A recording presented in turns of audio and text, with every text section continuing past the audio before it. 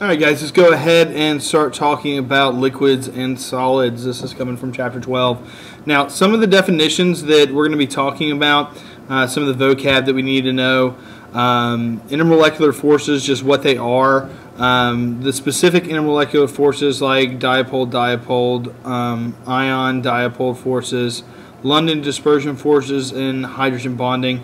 Those are some specific intermolecular forces we're going to be talking about. Viscosity, surface tension, cohesive forces, adhesive forces, heating curve, heat of fusion, heat of vaporization, critical temperature, critical pressure, vapor pressure, boiling point, and our specific solids, molecular solids, covalent network solids, ionic and metallic. Okay, these are just some of the definitions that we're going to be going over in this PowerPoint. Now, the first thing we're going to look at is just solids and liquids in general. Okay, the reason why solids and liquids exist in the way that they do is because of intermolecular forces, or IMFs. Okay, now when we talk about intermolecular forces, the higher the intermolecular forces, it leads to higher melting points of solids and higher boiling points of liquids. When we're looking at this, intermolecular forces, basically you can think of them as molecules kind of holding on to each other, or molecules like holding hands. And basically, the higher the intermolecular forces, the more they hold on to each other. So that means the more they either want to stay a solid or more they want to stay a liquid. Okay, because remember that as in the kinetic molecular theory, everything's moving. And basically, to go from a solid to a liquid to the gas, we're basically increasing the kinetic energy, and we're increasing how much they move. And by doing that, we're increasing the space in between the molecules. So the higher the intermolecular forces, that means what they're going to do is they're going to hold on to each other more. That means they're going to resist moving around, and they're going to stay put. And they're not going to increase that distance between each molecule. Now, some of the intermolecular forces that we'll talk about are the hydrogen bonding, ion dipole forces, and London dispersion forces. And they go in order of hydrogen bonding is the strongest to London dispersion forces is the weakest. Now, when we're looking at specific, a hydrogen bonding, when we're looking at those intermolecular forces, they are really a really strong type of dipole force. Now, when we talk about dipole, what we're meaning is we're talking about the poles, meaning a positive pole and a negative pole. Those are dipoles. Okay, and basically what happens in a dipole, you have a positive, you have a negative, and then on the other one you have another positive and you have another negative. Okay, and what we see is when this happens, it exists only when hydrogen is bonded to fluorine, oxygen, or nitrogen. And basically what happens is that the fluorine, oxygen, and nitrogen have a really high electronegativity, and what happens is it pulls all the electrons to fluorine, oxygen, and nitrogen, creating this positive end, negative end. And so they line up like this, and they have the positive end and the negative end, and all the hydrogen bonding bonds all around it, and you got all these positives next to the negatives, which are really happy together because opposites attract. Okay, this hydrogen bonding accounts for water's really high boiling point compared to other molecular compounds, and the fact that water expands when it freezes, and it has high surface tension. Okay, because of this and because of spreading apart and finding the positive and negatives together, it creates a very strong intermolecular force. Remember, we're talking about in between molecules, so we would have a water molecule right here, and it would be separated out, and those hydrogens would bond up with the other negatives. Now, the next one that we're going to talk about is just a dipole force. Okay, in general. Now, hydrogen bonding is within a dipole force, and there's two of them. One is the ion dipole force, which exists between ions and polar molecules. It enables some salts to dissolve into water. And then another one is the dipole force, which exists between separate polar molecules. The dipole of one molecule attracts the dipole of another molecule. Main thing here, just make sure that we know what a dipole is, what we're talking about, and we can have an ion, in which ion, all that really means is just salt dissolving into water. not hugely important. Just dipole. Remember, dipoles, two poles, positive and a negative pole. That's the main thing we need to take from that. Now, the London dispersion forces, it's caused by induced temporary dipoles. So basically what happens, it exists for all atoms and molecules, but only observed in nonpolar molecules. So if it's nonpolar, that means we don't have a positive or a negative end. It's kind of just, you know, everything's spread out and one's not pulling on the other atom as much. So basically what happens, as they get closer together, they start to create a temporary dipole, and basically what happens, it's very, very weak. Now, atoms with higher amounts of electrons are more easily polarized and have a stronger London dispersion forces. But again, it's very, very weak, and it takes a lot of electrons to do this. Okay. Now, getting into the specifics about liquids. So we're moving from talking about the different types of intermolecular forces into specifically liquids. Now, liquid properties, and these are some definitions that we need to know. Okay, viscosity is the resistance to flow, and increases with the molar mass. When you think of viscosity, you can think of the way things flow. You think of water.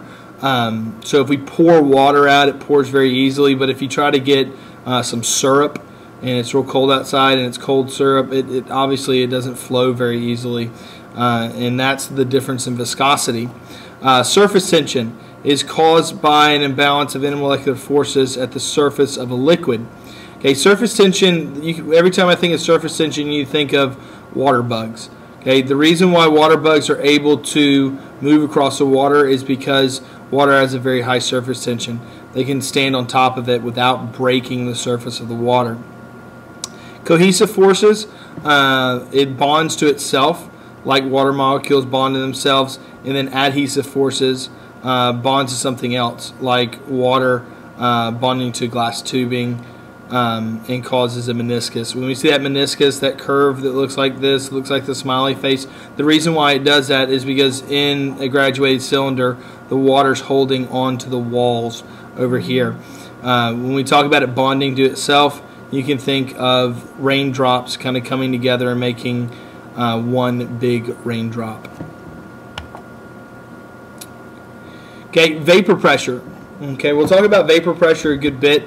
Vapor pressure is the measure of how many molecules are in the gas phase versus the liquid and solids phase. Basically what vapor pressure is, it's the pressure above, if we have a liquid, it's the pressure above the liquid. Okay, the higher the vapor pressure, it corresponds to lower molar masses and weak intermolecular forces. If we increase the temperature, we increase the vapor pressure. And basically what boiling is when the pressure above the liquid, so all the gas up here and the pressure of that vapor equals the atmospheric pressure, which is the pressure around it, that's when we have boiling. Main thing with this is the vapor pressure is just the pressure of the vapor above either a liquid or a solid. When we're talking about phase changes, we have heating curves and we have heat of fusion, which the heat of fusion is when we move from a solid to a liquid, and the heat of vaporization is when we move from a liquid to a gas. And they are the flat parts of the heating curve. When we talk about phase changes, we did a lab looking at the phase change of water, and what we kind of should see is should see a flat part and then an increase in temperature, another flat part. And when we're talking about the heat of fusion going from a solid to a liquid, well, if we're talking about water, this would be 0 degrees Celsius, and that point right there is when the heat of fusion, it's the amount of time and heat that it takes to turn it from a solid into a liquid. And same thing here, it's flat, so therefore that's when we're moving from a liquid into a gas.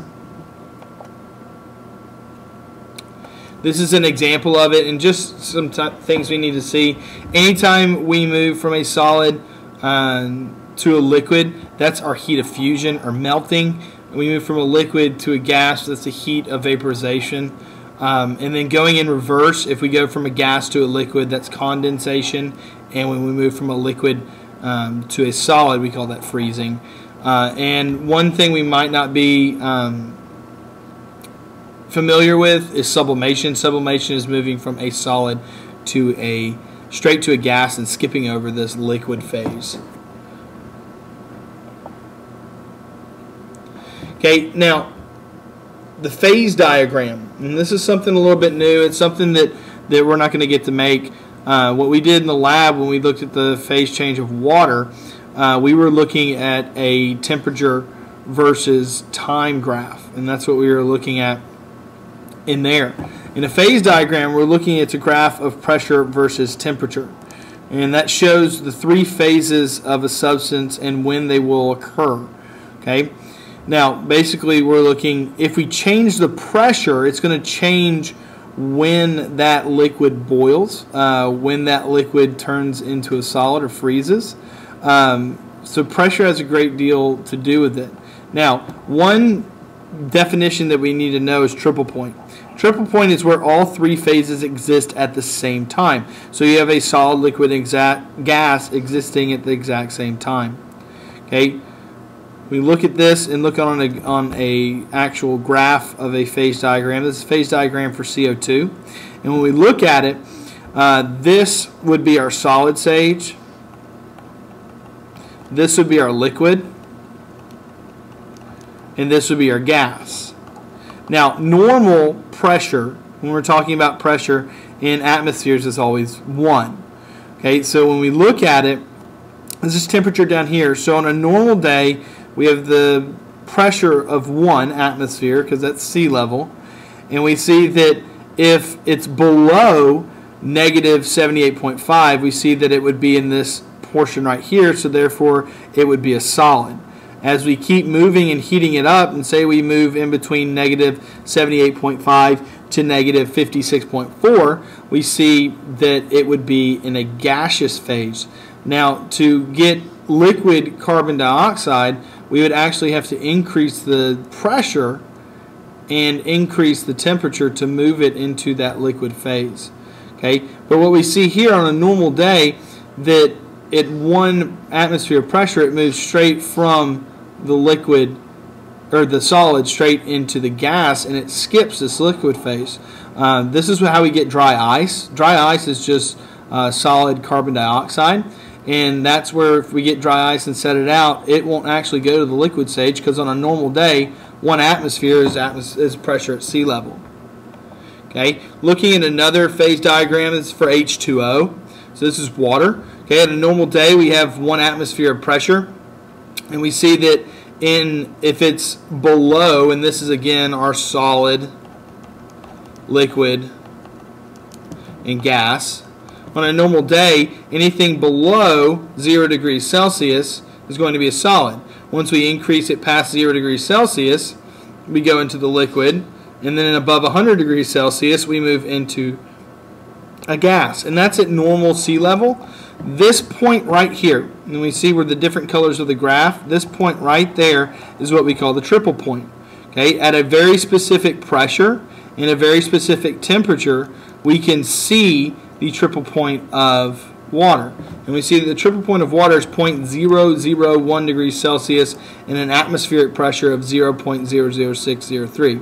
Okay, so very low pressure, very low temperature, and we get a triple point, which is in the solid, liquid, and gas exist all in the same point. And it's basically just the point where all of the colors meet up right there. Okay, looking at another example of it, phase diagram. If we try to find the triple point, it's right here. Okay, normal freezing point is always going to be atmospheres of 1. So normal freezing point, it's going to freeze and melt at the same temperature. So it's going to be at the point where right in between a liquid and solid, and then boiling point is going to be the point right in between a liquid and a vapor or a gas. And then the triple point is where all the colors meet up. Okay. Last thing we're going to talk about is just solids, some definitions of them. Okay, a molecular solid is a covalent compound held together by weak intermolecular forces. Most are soft and have very low melting points, and we just need to know the definitions of. Okay, the next one, covalent network solid, is a covalent compound that behave more like an ionic solid, and they are more strongly bonded and hard and have high melting points. And then our ionic solids are ionic compounds, strong, hard, high melting points, and brittle. And then metallic solids are just metallic compounds caused by the attraction of delocalized electrons. We talked a little bit about this, those delocalized electrons. And the metal nuclei enables the metal to be ductile, malleable, good conductors of electricity, and just about everything. Okay. Main thing here when we're looking at ionic, metallic, covalent molecules, we're talking about, remember, covalent is between a nonmetal plus a nonmetal. Ionic is between a metal plus a nonmetal, and a metallic is between a metal plus a metal. And that goes back to previous chapters just talking about the types of them, and these are the types of solids that we have.